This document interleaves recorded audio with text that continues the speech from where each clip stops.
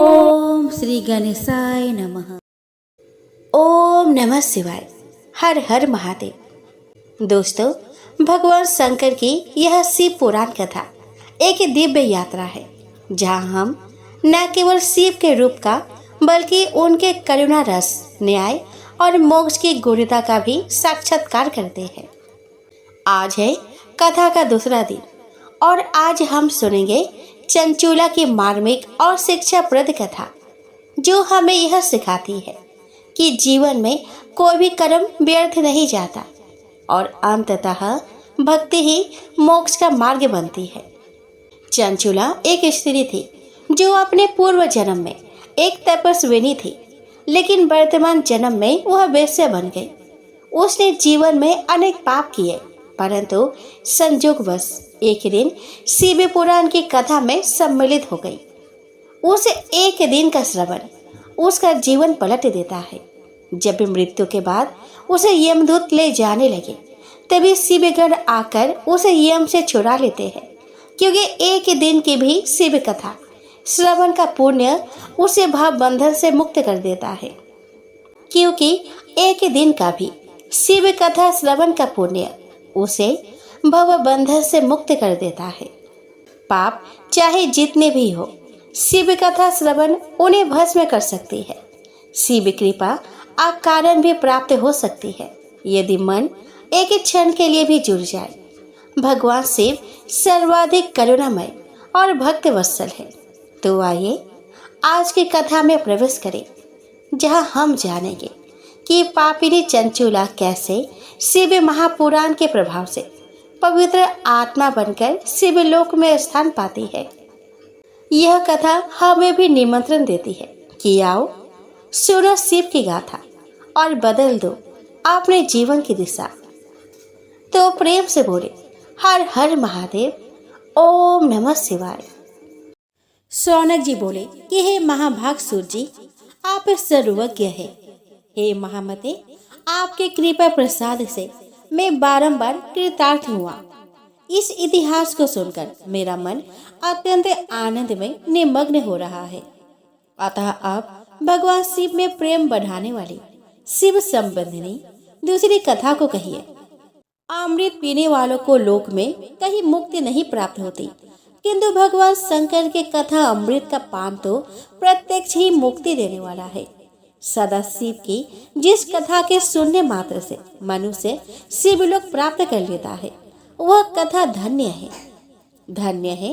और कथा का श्रवण कराने वाले आप भी धन्य है। सूत जी बोले कि हे सौनक सुनिए, मैं आपके सामने गोपनीय कथा वस्तु का भी वर्णन करूंगा, क्योंकि आप शिव भक्तों में अग्रगण्य तथा वेद वेत्ताओं में श्रेष्ठ है। समुद्र के निकटवर्ती प्रदेश में एक बास्कल नामक ग्राम था, जहां वैदिक धर्म से विमुख महापापी द्विज निवास करते थे। वे सब के सब बड़े दुष्ट थे। उनका मन दूषित विषय भोगों में ही लगा रहता था। वे न तो देवताओं पर विश्वास करते थे और न भाग्य पर। वे सभी कुटिल वृत्ति वाले हैं, किसानी करते और भांति भांति के घातक अस्त्र शस्त्र रखते हैं। वे पर स्त्री गमन करने वाले और खल है। ज्ञान, वैराग्य और सद धर्म को वे बिल्कुल नहीं जानते। वे सभी पशु बुद्धि वाले हैं और सदा दूषित बातों को सुनने में संलग्न रहते हैं। जहाँ के द्विज ऐसे हो, वहाँ के अन्य वर्णों के विषय में क्या कहा जाए। अन्य वर्णों के लोग भी उन्हीं के भांति कुत्सित विचार रखने वाले, स्वधर्म विमुख एवं खल है। वे सदा कुकर्म में लगे रहते हैं और नित्य विषय भोगों में ही डूबे रहते हैं। वहाँ की सब स्त्रियां भी कुटिल स्वभाव की, स्वेच्छाचारिणी, पापासक्त, कुत्सित विचार वाली और व्यभिचारिणी है। वे सद व्यवहार और सदाचार से सर्वदा शून्य है। कुजनों के निवास स्थान उस बास्कल नामक ग्राम में किसी समय एक बिंदु के नामधारी ब्राह्मण रहता था। वह बड़ा अधम था। वह दुरात्मा और महापापी था। यद्यपि उसकी स्त्री बड़ी सुंदर थी, तो भी वह कुमार्ग पर ही चलता था। काम वासना से कलुषित चित्त वह वेश्यागामी था। उसकी पत्नी का नाम चंचूला था। वह सदा उत्तम धर्म के पालन में लगी रहती थी, तो भी उसे छोड़कर वह दुष्ट ब्राह्मण कामासक्त होकर वेश्यागामी हो गया था। इस तरह कुकर्म में लगे हुए उस बिंदु के बहुत वर्ष व्यतीत हो गए। उसकी स्त्री चंचुला काम से पीड़ित होने पर भी स्वधर्म नाश के भय से कलेश सह कर भी दीर्घ काल तक धर्म से भ्रष्ट नहीं हुई, परंतु दुराचारी पति के आचरण से प्रभावित होने के कारण काम पीड़ित हो आगे चलकर वह स्त्री भी दुराचारिणी हो गई। भ्रष्ट चरित्र वाली वह कुमार्ग गामिनी अपने पति की दृष्टि बचाकर रात्रि में चोरी छिपे अन्य पापी जार पुरुषों के साथ रमन करने लगी। हे मुने, एक बार उस ब्राह्मण ने अपनी उस दुराचारिणी पत्नी चंचुला को कामासक्त हो परिपुरुष के साथ रात्रि में संसर्ग रत देख लिया। उस दुष्ट और दुराचार में आसक्त मन वाली पत्नी को रात में परिपुरुष के साथ व्यभिचार रत देखकर वह क्रोध पूर्वक वेग से दौड़ा। उस दुष्ट बिंदु को घर में आया जानकर वह कपटी व्यभिचारिणी तेजी से भाग गया। तब वह दुष्ट आत्मा बिंदुक अपने पत्नी को पकड़कर उसे डांटता हुआ मुक्कों से बार बार पीटने लगा। वह व्यभिचारिणी दुष्टा नारी चंचुला पीटी जाने पर कुपित होकर निर्भयता पूर्वक अपने दुष्ट पति बिंदुक से कहने लगी। चंचुला बोली कि मुझ पति परायण युवती पत्नी को छोड़कर आप को बुद्धिवश प्रतिदिन वेश्या के साथ इच्छा अनुसार रमन करते हैं। आप ही बताएं कि रूपवती और कामासक्त चित्त वाली मुझ युवती की पति संसर्ग के बिना क्या गति होती होगी। मैं अत्यंत सुंदर हूँ तथा नव यौवन से उन्मत्त हूँ। आपके संसर्ग के बिना व्यथित चित्त वाली मैं कामजन्य दुख को कैसे सह सकती हूँ। सूत जी बोले कि उस स्त्री के इस प्रकार कहने पर बिंदुक कहने लगा। बिंदुक बोला कि काम से व्याकुल चित होकर तुमने यह सत्य ही कहा है। हे प्रिय, तुम भय त्याग दो। मैं जो तुमसे हित की बात कहता हूँ उसे सुनो। तुम निर्भय होकर नित्य पर पुरुष के साथ संसर्ग करो। उन्हें संतुष्ट करके उनसे धन खींचो। वो सारा धन वेश्या के प्रति आसक्त मन वाले मुझको दे दिया करो। इससे तुम्हारा और मेरा दोनों का ही स्वार्थ सिद्ध हो जाएगा। सूत जी बोले कि पति का यह वचन सुनकर उसकी पत्नी चंचुला ने प्रसन्न होकर उसकी कही बात मान ली। उन दोनों दुराचारी पति पत्नी ने इस प्रकार समझौता कर लिया तथा वे दोनों निर्भय चित्त से कुकर्म में लीन हो गए। इस तरह दुराचार में डूबे हुए उन मूढ़ चित्त वाले पति पत्नी का बहुत सा समय व्यर्थ बीत गया। तदंतर शूद्र जातीय वेश्या का पति बना हुआ वह दूषित बुद्धि वाला दुष्ट ब्राह्मण बिंदु समय अनुसार मृत्यु को प्राप्त हो नरक में जा पड़ा। बहुत दिनों तक नरक के दुख भोगकर वह मूढ़ बुद्धि पापी विंध्या पर्वत पर भयंकर पिशाच हुआ। इधर उस दुराचारी पति बिंदु के मर जाने पर वह मूढ़ हृदया चंचुला बहुत समय तक पुत्रों के साथ अपने घर पर ही रही। इस प्रकार प्रेम पूर्वक कामासक्त होकर जारों के साथ विहार करते हुए उस चंचुला नामक स्त्री का कुछ यौवन समय के साथ ढलने लगा। एक दिन दैवयोग से किसी पुण्य पर्व के आने पर वह स्त्री भाई बंधुओं के साथ गोकर्ण क्षेत्र में गई। तीर्थ यात्रियों के संग से उसने भी उस समय जाकर किसी तीर्थ के जल में स्नान किया। मेला देखने की दृष्टि से बंधु जनों के साथ यत्र तत्र घूमने लगी। घूमती घामती किसी दैव मंदिर में उसने एक दैविक ब्राह्मण के मुख से भगवान शिव की परम पवित्र एवं मंगलकारिणी उत्तम पौराणिक कथा सुनी। कथावाचक ब्राह्मण कह रहे थे कि जो स्त्रियां पर पुरुष के साथ व्यभिचार करती है वे मरने के बाद जब यमलोक में जाती है तब यमराज के दूत उनके योनि में तपे हुए लोहे का परीख डालते हैं। पौराणिक ब्राह्मण के मुख से यह वैराग्य बढ़ाने वाली कथा सुनकर चंचुला भय से व्याकुल हो वह कांपने लगी। जब कथा समाप्त हुई और लोग वहां से बाहर चले गए तब वह भयभीत नारी एकांत में शिव पुराण की कथा बाँचने वाले उन ब्राह्मण से कहने लगी। चंचुला ने कहा कि ब्राह्मण, मैं अपने धर्म को नहीं जानती थी, इसलिए मेरे द्वारा बड़ा दुराचार हुआ है।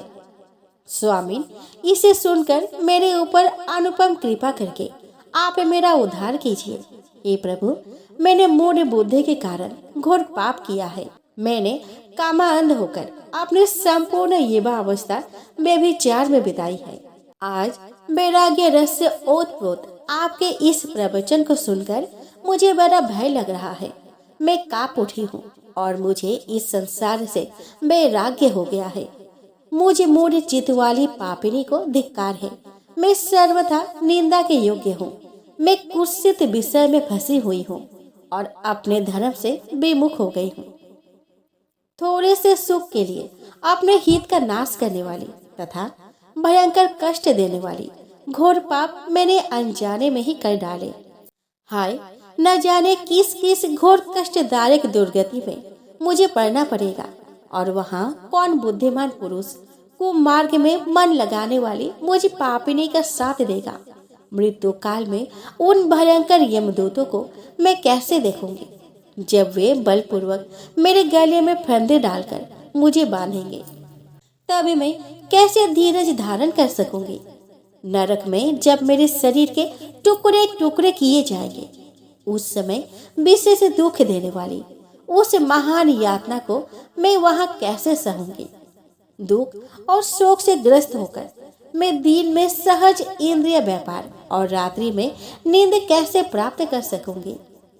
हाय, मैं मारी गई, मैं जल गई, मेरा हृदय विदीर्ण हो गया और मैं सब प्रकार से नष्ट हो गई, क्योंकि मैं हर तरह से पाप में डूबी रही हूँ। हाय विधाता, मुझे पापिनी को अपने हठात ऐसी दुर्बुद्धि कैसे दे दी जो सभी प्रकार का सुख देने वाले स्वधर्म से दूर कर देती है। हे द्विज, सूल से बिंधा हुआ व्यक्ति ऊंचे पर्वत शिखर से गिरने पर जैसा घोर कष्ट पाता है, उससे भी करोड़ गुना कष्ट मुझे है। सैकड़ों अश्वमेघ यज्ञ करके अथवा सैकड़ों वर्षों तक गंगा स्नान करने पर भी मेरे घोर पाप की शुद्धि संभव नहीं दिखती। मैं क्या करूं, कहाँ जाऊं और किसका आश्रय लूं? मुझे नरक गामिनी की इस संसार में कौन रक्षा करेगा? हे ब्राह्मण, आप ही मेरा गुरु है, आप ही माता और आप ही पिता है।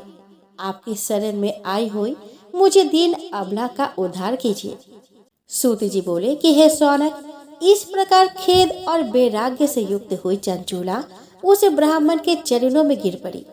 तब उन बुद्धिमान ब्राह्मण ने कृपा पूर्वक उसे उठाकर इस प्रकार कहा। ब्राह्मण बोले कि सौभाग्य की बात है कि भगवान शंकर की कृपा से शिव पुराण के इस वैराग्य युक्त तथा श्रेष्ठ कथा को सुनकर तुम्हें समय पर चेत हो गया है। हे ब्राह्मण पत्नी, तुम डरो मत, भगवान शिव के शरण में जाओ। शिव की कृपा से सारा पाप तत्काल नष्ट हो जाता है।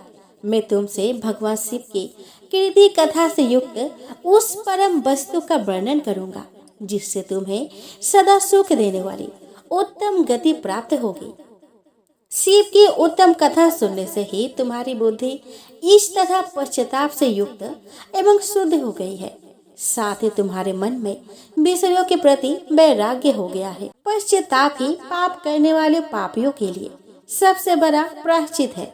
सत्य पुरुषों ने सबके लिए पश्चाताप को ही समस्त पापों का शोधक बताया है। पश्चाताप से ही पापों की शुद्धि होती है।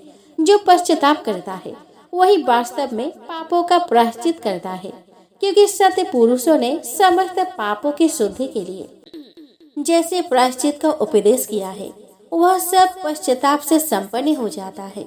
जो पुरुष विधि पूर्वक प्रायश्चित करके निर्भय हो जाता है पर अपने कुकर्म के लिए पश्चाताप नहीं करता, उसे प्रातः उत्तम गति नहीं प्राप्त होती।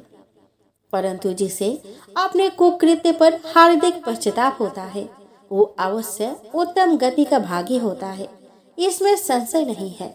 इस शिव पुराण की कथा सुनने से जैसी चित्त शुद्धि होती है, वैसी दूसरे उपाय से नहीं होती। जैसे दर्पण साफ करने पर निर्मल हो जाता है, उसी प्रकार इस शिव पुराण की कथा से चित्त अत्यंत शुद्ध हो जाता है, इसमें संशय नहीं है। मनुष्य के शुद्ध चित्त में जगदम्बा पार्वती सहित भगवान शिव विराजमान रहते हैं।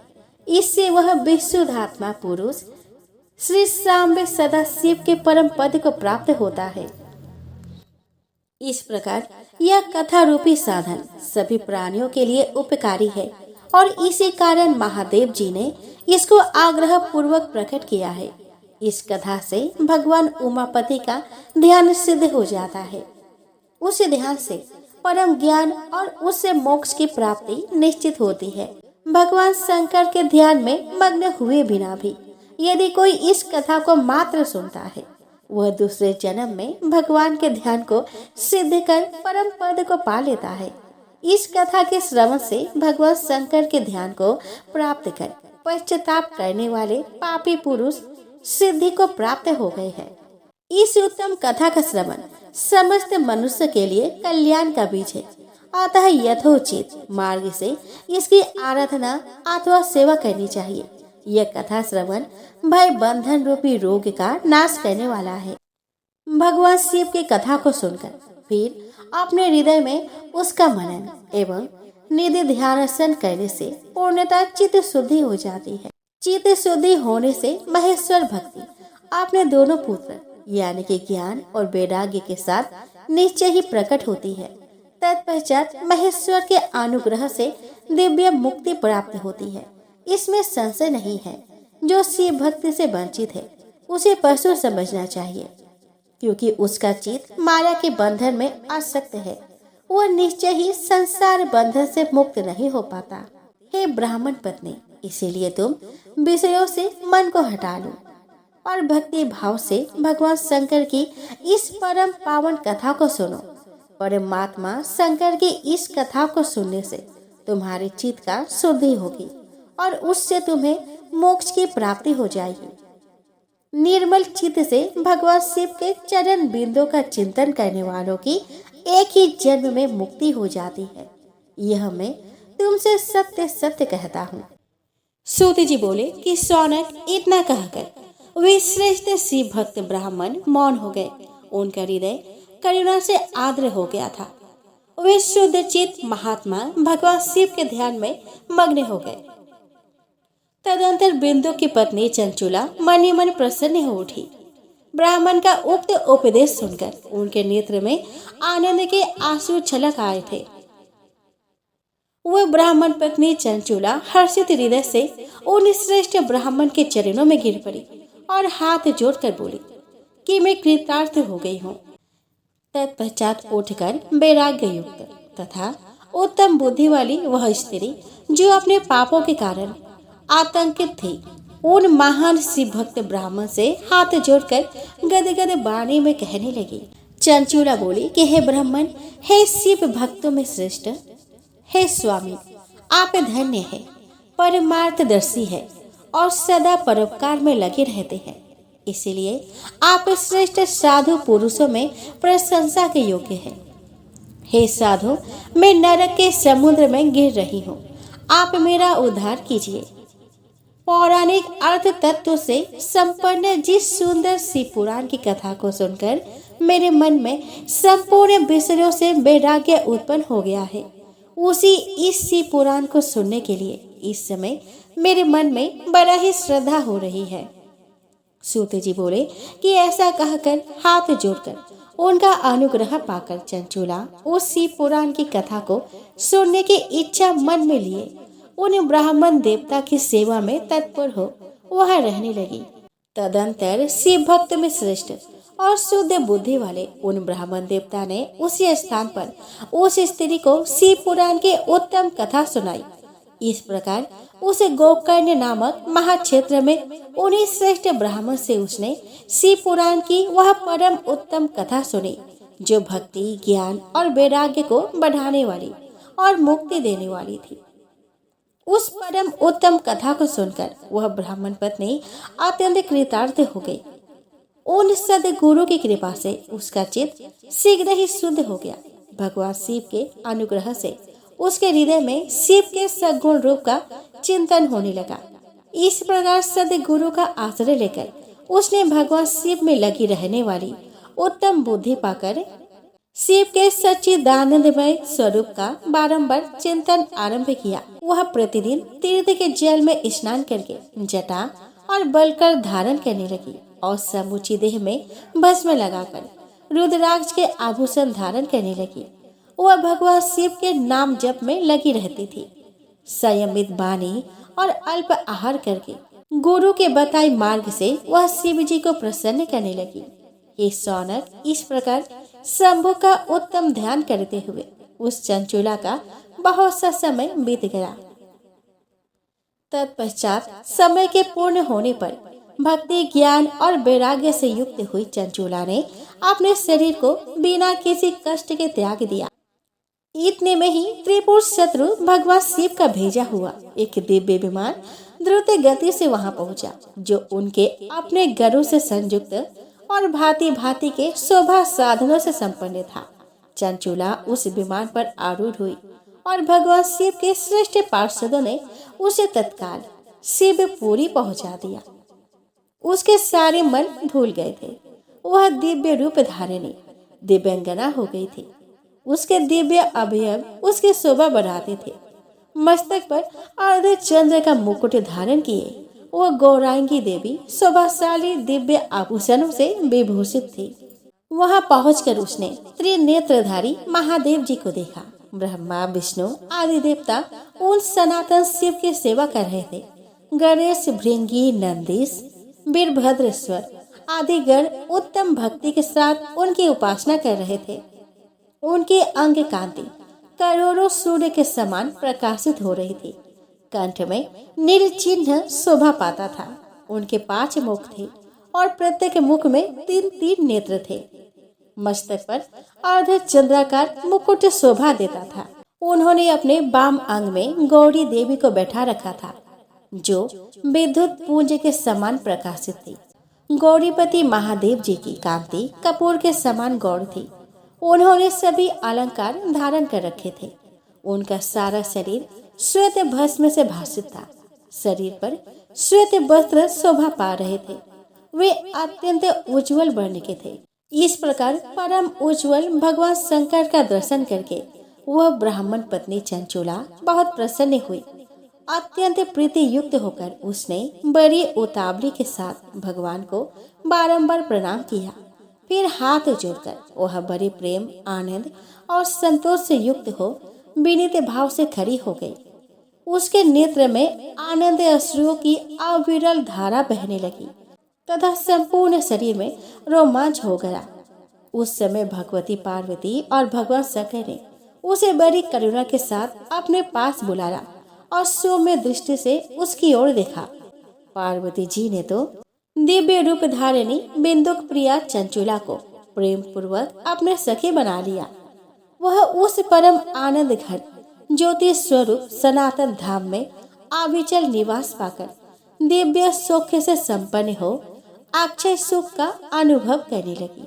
शौनक जी बोले कि हे महाभाग सूत जी, आप धन्य हैं। आपकी बुद्धि भगवान शिव में लगी हुई है। आपने कृपा पूर्वक यह शिव भक्ति को बढ़ाने वाली अद्भुत कथा हमें सुनाई। हे महामते, सदगति प्राप्त करने के बाद वहां जाकर चंचुला ने क्या किया और उसके पति का क्या हुआ, यह सब वृतांत विस्तार से हमें बताइए। सूत जी बोले कि हे शौनक, एक दिन परम आनंद में निमग्न हुई चंचुला ने उमा देवी के पास जाकर प्रणाम किया और दोनों हाथ जोड़कर वह उनकी स्तुति करने लगी। चंचुला बोली कि हे गिरिराज नंदिनी, हे स्कंद माता, मनुष्य ने सदा आपकी सेवा की है। समस्त सुखों को देने वाली हे शंभु प्रिय, हे ब्रह्म स्वरूपिणी, आप विष्णु और ब्रह्मा आदि देवताओं द्वारा सेव्य है। आप ही सगुणा और निर्गुणा भी है तथा आप ही सूक्ष्म सच्चिदानंद स्वरूपिणी आद्या प्रकृति है। आप ही संसार की सृष्टि पालन और संहार करने वाली है। तीनों गुरु का आश्रय भी आप ही है। ब्रह्मा विष्णु और महेश्वर इन तीनों देवताओं का आवास स्थान तथा उनकी उत्तम प्रतिष्ठा करने वाली पराशक्ति आप ही है। सूत जी बोले कि हे शौनक, जिसे सदगति प्राप्त हो चुकी थी। वह चंचूला इस प्रकार महेश्वर पत्नी उमा की स्तुति करके सिर झुकाए चुप हो गई। उसके नेत्रों में प्रेम के आंसू उमड़ आए थे। तब करुणा से भरी हुई शंकर प्रिया भक्त वत्सला पार्वती देवी चंचूला को संबोधित करके बड़े प्रेम से इस प्रकार कहने लगी। पार्वती बोली कि हे सखी चंचूले, हे सुंदरी, मैं तुम्हारी की हुई इस स्तुति से प्रसन्न हूँ। बोलो क्या वर मांगती हो? तुम्हारे लिए मुझे कुछ भी आदय नहीं है। सूत जी बोले कि पार्वती के इस प्रकार कहने पर चंचूला उन्हें प्रणाम करके दोनों हाथ जोड़कर नतमस्तक हो प्रेम पूर्वक बोलने लगी। चंचूला बोली कि है निष्पाप गिरिराज कुमारी, मेरे पति बिंदु इस समय कहाँ है? उनकी कैसे गति हुई है यह मैं नहीं जानती। कल्याणमयी दिन वत्सले, मैं अपने उन पति देव से जिस प्रकार संयुक्त हो सकूं, कृपया करके वैसा ही उपाय कीजिए। हे महेश्वरी, हे महादेवी, मेरे पति एक शूद्र जातीय वेश्या के प्रति आसक्त थे और पाप में ही डूबे रहते थे। उनकी मृत्यु मुझसे पहले ही हो गई थी। वे ना जाने किस गति को प्राप्त हुए हैं। सूत जी बोले कि चंचूला का यह वचन सुनकर नीति वत्सला हिमालय पुत्री देवी पार्वती ने अत्यंत प्रेम पूर्वक यह उत्तर दिया। गिरिजा बोली कि हे सुते, तुम्हारा बिंदुक नाम वाला पति बड़ा पापी था। उसका अंतःकरण बड़ा ही दूषित था। वेश्या का उपभोग करने वाला वह महामूढ़ मरने के बाद नरक में पड़ा। अगणित वर्षों तक नरक में नाना प्रकार के दुख भोगकर वह पापात्मा अपने शेष पाप को भोगने के लिए विंध्या पर्वत पर पिशाच हुआ है। इस समय वह पिशाच की अवस्था में ही है और नाना प्रकार के कलेश उठा रहा है। वह दुष्ट वही वायु पी कर रहता है और सदा सब प्रकार के कष्ट सहता है। सूत जी बोले कि हे सौनक, गौरी देवी की यह बात सुनकर उत्तम व्रत का पालन करने वाली वह चंचूला उस समय पति के महान दुख से दुखी हो गई। फिर मन को स्थिर करके उस ब्राह्मण पत्नी ने व्यथित हृदय से महेश्वरी को प्रणाम करके पुनः पूछा। चंचूला बोली कि हे महेश्वरी, हे महादेवी, मुझ पर कृपा कीजिए और दूषित कर्म करने वाले मेरे उस पति का अब उद्धार कर दीजिए। हे देवी, कुत्सित बुद्धि वाले मेरे उस पापात्मा पति को किस उपाय से उत्तम गति प्राप्त हो सकती है, यह शीघ्र बताइए। आपको नमस्कार है। सूत जी बोले कि उसकी यह बात सुनकर भक्त वत्सला पार्वती जी अपने सखी चंचूला से प्रसन्न होकर ऐसा कहने लगी। पार्वती जी बोली कि तुम्हारा पति यदि शिव पुराण की पुण्यमय उत्तम कथा सुने तो सारी दुर्गति को पार करके वह उत्तम गति का भागी हो सकता है। अमृत के समान मधुर अक्षरों से युक्त गौरी देवी का यह वचन आदर पूर्वक सुनकर चंचूला ने हाथ जोड़कर मस्तक झुकाकर उन्हें बारंबार प्रणाम किया और अपने पति के समस्त पापों की शुद्धि तथा उत्तम गति की प्राप्ति के लिए पार्वती देवी से यह प्रार्थना की कि मेरे पति को शिव पुराण सुनाने की व्यवस्था होनी चाहिए।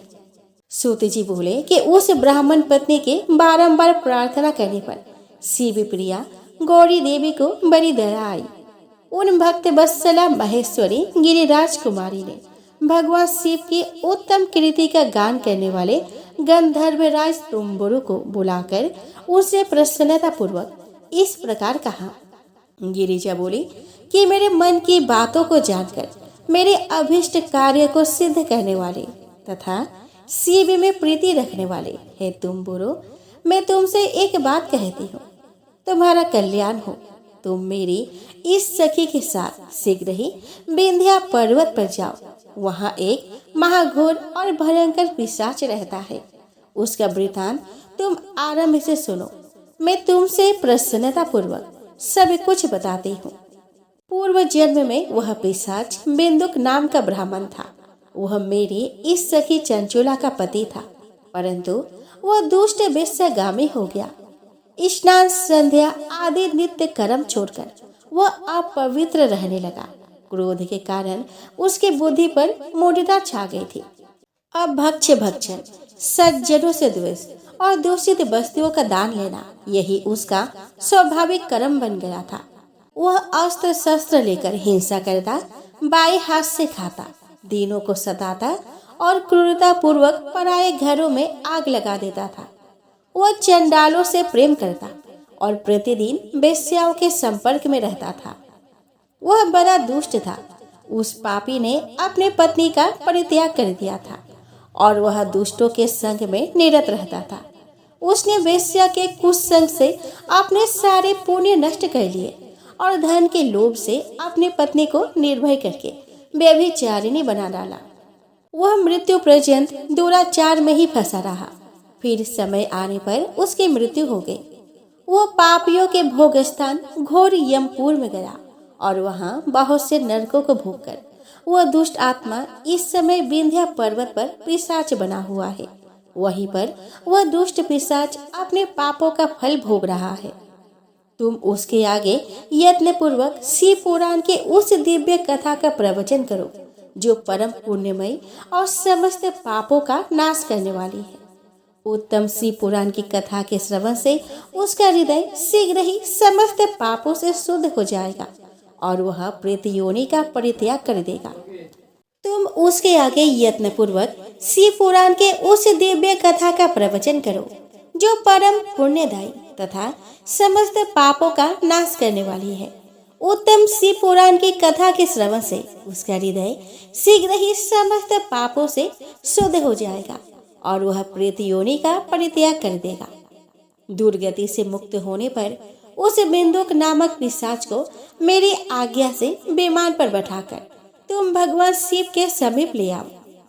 सूत जी बोले कि हे सौनक, महेश्वरी उमा के इस प्रकार आदेश देने पर गंधर्वराज तुम्बुरु मन ही मन बड़े प्रसन्न हुए और उन्होंने अपने भाग्य की सराहना की। तत्पश्चात उस पिशाच की सती साध्वी पत्नी चंचूला के साथ विमान पर बैठकर नारद के प्रिय मित्र तुम्बुरु वेग पूर्वक विंध्याचल पर्वत पर गए जहाँ वह पिशाच रहता था। वहाँ उन्होंने उस पिशाच को देखा। उसका शरीर विशाल था और उसकी टोढ़ी बहुत बड़ी थी।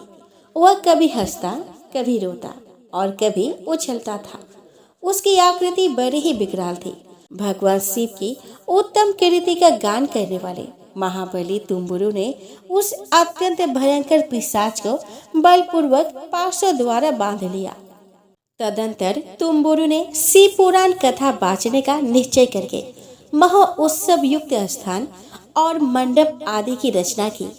इतने में ही संपूर्ण लोकों में बड़ी वेग से यह प्रचार हो गया कि देवी पार्वती की आज्ञा से एक पिशाच का उद्धार करने के उद्देश्य से शिव महापुराण की उत्तम कथा सुनाने के लिए तुम्बुरु विंध्याचल पर्वत पर गए हैं। तब तो उस कथा को सुनने के लोभ से बहुत से देवता और ऋषि भी शीघ्र ही वहां पे आ पहुंचे। आदर पूर्वक शिव पुराण सुनने के लिए आए हुए लोगों का उस पर्वत पर बड़ा अद्भुत और कल्याणकारी समाज जुट गया। तत्पश्चात तुम्बुरु ने उस पिशाच को पासों से बांधकर आसन पर बैठाया और हाथ में वीणा लेकर गौरीपति की कथा का गान आरंभ किया। महात्म्य सहित पहली अर्थात प्रथम संहिता से लेकर 7वीं संहिता तक शिव पुराण की कथा का उन्होंने स्पष्ट वर्णन किया।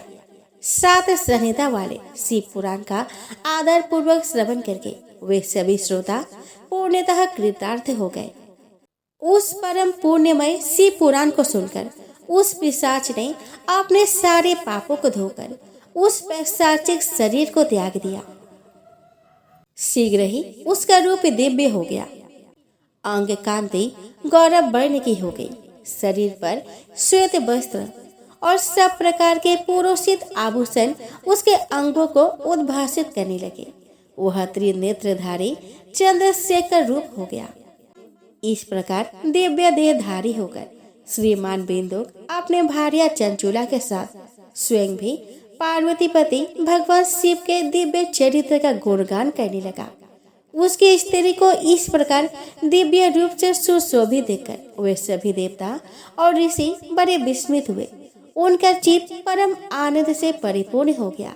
भगवान महेश्वर का वह अद्भुत चरित्र सुनकर वे सभी श्रोता परम कृतार्थ हो प्रेम पूर्वक श्री जीव का यशोगान करने लगे। भगवान महेश्वर का वह अद्भुत चरित्र सुनकर वे सभी श्रोता परम कृतार्थ हो प्रेम पूर्वक श्री शिव जी का यशोगान करते हुए अपने अपने धाम को चले गए। दिव्य रूपधारी श्रीमान बिंदुक भी सुंदर विमान पर अपनी प्रियतमा के पास बैठकर सुखपूर्वक आकाश में स्थित हो परम शोभा पाने लगा। तदंतर महेश्वर के सुंदर एवं मनोहर गुणों का गान करता हुआ वह अपनी प्रियतमा और तुम्बुरु के साथ शीघ्र ही शिवधाम जा पहुंचा। वहां भगवान महेश्वर और पार्वती देवी ने प्रसन्नता पूर्वक बिंदुक का बड़ा सत्कार किया और उसे अपना गढ़ बना लिया। उसकी पत्नी चंचुला पार्वती जी की सखी हो गई और उस घनीभूत ज्योति स्वरूप परम आनंदमय सनातन धाम में अविचल निवास पाकर वे दोनों दंपति परम सुखी हो गए। यह उत्तम इतिहास मैंने आपको सुनाया जो पापों का नाश करने वाला, उमा महेश्वर को आनंद देने वाला, अत्यंत पवित्र और उनमें भक्ति बढ़ाने वाला है। जो इसे भक्ति पूर्वक सुनता है अथवा एकाग्रचित होकर इसका पाठ करता है वह अनेक सांसारिक सुखों को भोगकर अंत में मुक्ति प्राप्त करता है।